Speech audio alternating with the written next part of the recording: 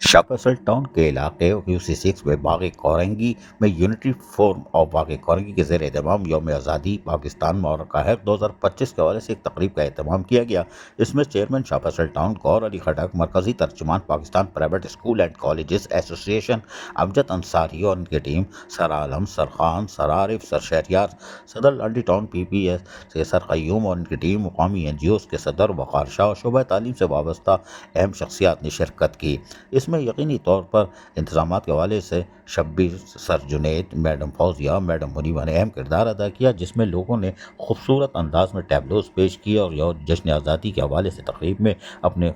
قومی ملی نغمے اور تقاریر کے حوالے سے